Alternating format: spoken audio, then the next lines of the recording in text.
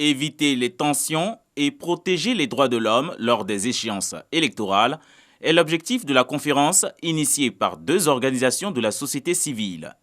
Ces bénévoles veulent inviter les populations à éviter les conflits meurtriers en période électorale. Les droits de l'homme doivent constituer le noyau que personne ne doit casser.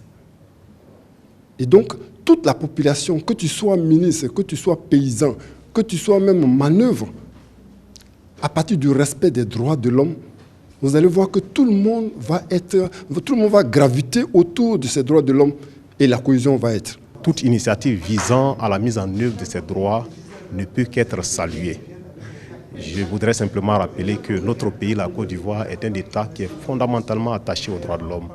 Et il n'a jamais cessé de le réaffirmer, notamment dans sa loi fondamentale qui est la Constitution, toutes les constitutions dont notre pays s'est doté. Une collecte de fonds et de dons est prévue par ces ONG pour les victimes de la récente crise électorale du 31 octobre 2020. Ces experts des droits de l'homme exhortent les acteurs politiques au fair-play électoral lors des législatives 2021.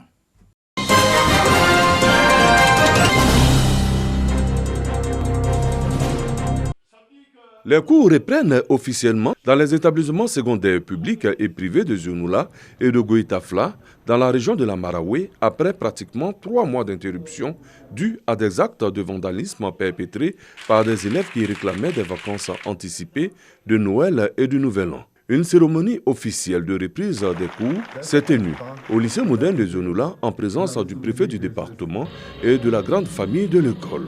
L'hymne national vient à propos pour rappeler à ses élèves certaines valeurs, des valeurs que le préfet réitère d'ailleurs. Plus jamais de violence à l'école à Zionoula.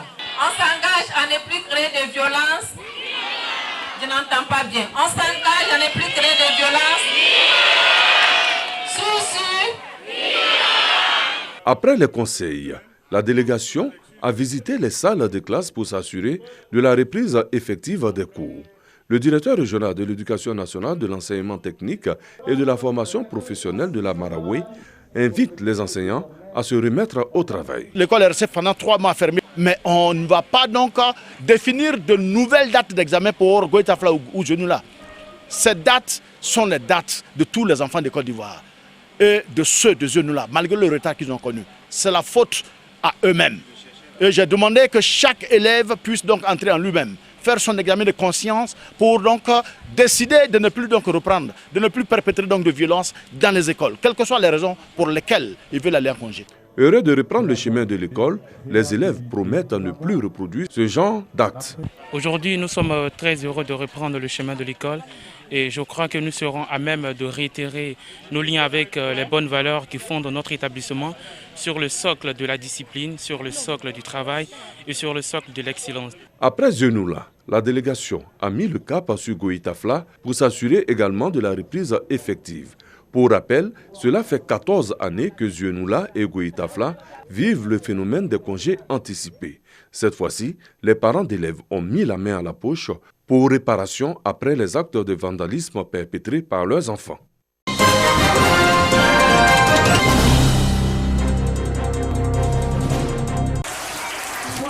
Ambiance à bon enfant à l'école Notre-Dame du Plateau. Les écoliers de l'établissement reçoivent la visite de l'ONG internationale Sauvons l'environnement. Enseignement, échange enrichissant sur le droit des enfants et l'environnement. Droit à l'éducation, droit à la santé et au bien-être. J'ai été très satisfaite parce que non seulement nous avons parlé de tout ce qui est environnement, mais il y a aussi l'apport de Madame la juge qui a aussi parlé du droit des enfants. Et vous avez vu aussi que les enfants ont participé par les questions qu'elle a posées. Ça veut dire que les enfants étaient beaucoup intéressés. Ils ont compris, ils ont aimé. Et moi, mon souhait, c'est qu'ils puissent continuer, c'est-à-dire sensibiliser leurs camarades.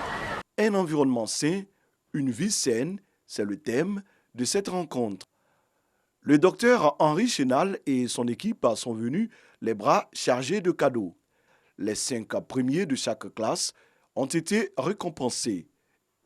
Des dons en matériel d'assainissement ont été également faits aux responsables de l'établissement. Nous sommes à Notre-Dame du Plateau parce que nous voulons déjà montrer à nos tout petits enfants l'éducation environnementale. Le droit des enfants, parce que tout commence par les tout petits.